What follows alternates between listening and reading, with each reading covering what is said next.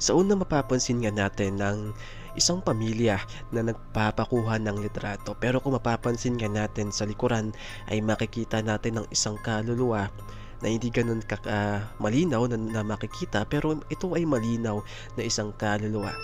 Pero alam nyo ba kung anong sinasabi sa mga creepy background story sa likod nga ng litratong ito? Sabi nila, ito daw ay maaring kinakasama na namatay at pagkatapos naghanap daw ng bagong kinakasama yung isa at eto siya nagbabalik muli para makita yung kanyang pamilya na meron ng ibang kinakasama.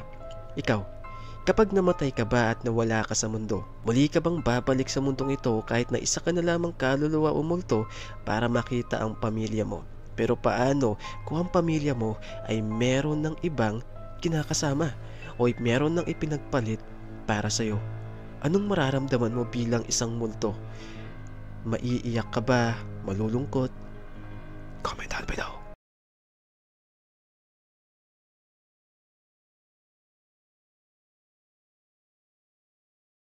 So unang makikita natin ng isang babaeng nakapangkasal na naglalakad. Pero alam nyo ba, ito daw ay isang multo. Ayon sa background story, sa likod nga ng litratong ito, meron daw magkasintahan na ikakasal na dapat.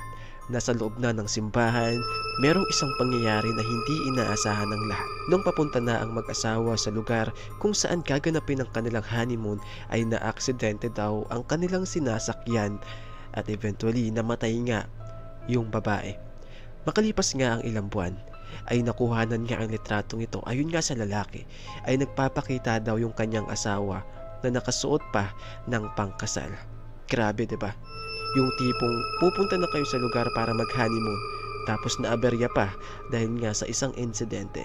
At eto nga siya nagbabalik muli para ipagpatuloy ang naudlot niyong honeymoon. Pero anong mararamdaman mo na makikipag-honeymoon ka sa asawa mo pero isa na lamang multo? Ang creepy, 'di ba? Ikaw, anong gagawin mo?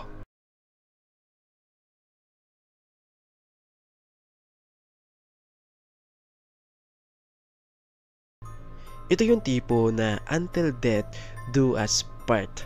Paano kung ang asawa mo ay namatay at namayapa?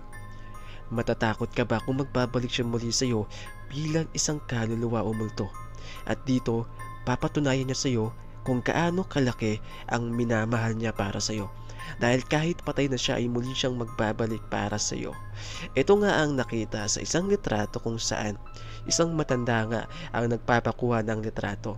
Pero makita nga natin na parang merong siyang kasama na isang matanda pero isa na lamang kaluluwa. Ayon sa kwento, ito daw ay asawa ng matanda. Ayon ka sa kwento, ito raw ay asawa ng matanda na namatay isang taon na ang nakalipas bago nga makuha ang litratong ito. Grabe, 'di ba? Kahit napatay ng isa, pinagpatuloy pa rin niya ang sinumpaan niya na magsasama tayo habang buhay. At kahit mawala ako sa mundo, magbabalik ako para sa'yo. Pero wag ka lang maghanap ng bago. Antayin mo lang ako. Sana matanggap mo pa rin ako kahit isa na lamang akong multo. Grabe, 'di ba? Ikaw, anong gagawin mo?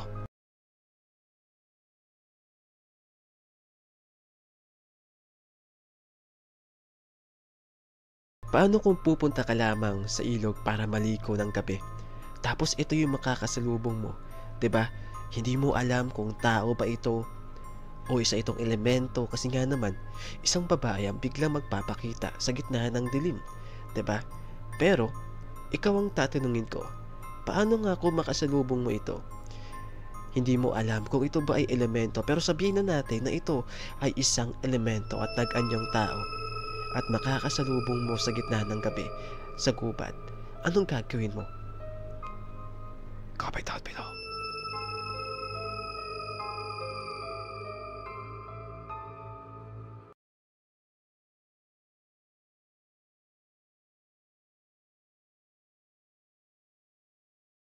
So dito nga ay makikita natin ng litrato ng matuturing na po natin na isa sa pinaka nakakatakot po.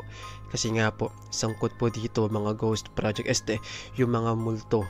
Grabe, so makita po natin dito no, ang multo ng isang babae sa likod nga po ng isang nepo baby. So ayon nga po sa kwento, ang multo na ito ay galing daw umano sa mga ghost project po, 'di ba? At dito nga nagpapakita sila sa mga anak po na may kinalaman sa mga ghost project.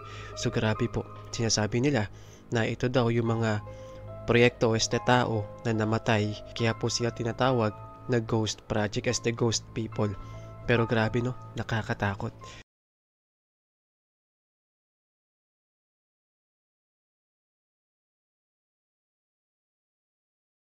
So ito makikita natin ng isang normal na larawan, normal na saradong sari-sari store. Pero alam nyo ba yung nakakatakot na background story sa likod nito? Ayon sa kwento, ito daw, dati, ang sari-sari store na ito ay malakas naman. Madaming bumibili, pero nung malungki, ay kagad nga itong isinara ng may-ari. Pero, pagkalipas nga ng panahon, ay patuloy pa rin daw na merong mga nakikita na galing sa loob ng sari-sari store na ito na lumalabas na merong mga dalang pagkain, and so on. At meron pa nga daw mga nakikita na pumapasok dito. Pero pag pumasok sila sa loob, ay wala silang nakikita kundi abandonadong lugar. Ang sari-sari store na ito ay napakatagal na raw na abandonado. Pero ayon sa mga kwento, maari daw na yung mga nakikita nilang nanggaling dito o pumapasok dito ay maari daw na mga kaluluwa. Maari daw na ginawan na ng tirahan ng mga kaluluwa ang abandonadong sari-sari store na ito. Dahil gaya nga sa paniniwala, ang mga tahimik na lugar ay nakaka-attract daw ng mga likaw na kaluluwa. Kayo, kapag namatay ka ba, titira ka ba sa isang abandonadong lugar? Comment down below.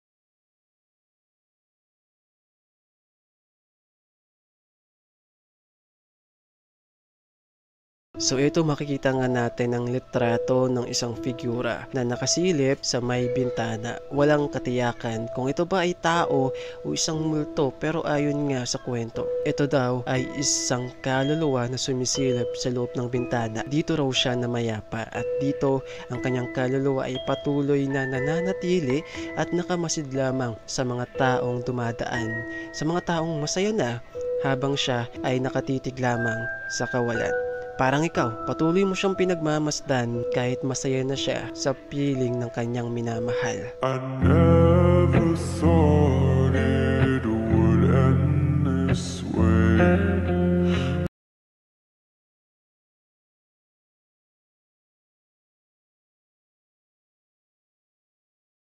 So ito makita nga natin ng isang litrato. Ito po ay nakuhanan sa loob ng paaralan. Pero sa may bintana, mapapansin natin ng isang kaluluwa na nakaputing suot, mahaba ang buhok na tila ba nakasilip.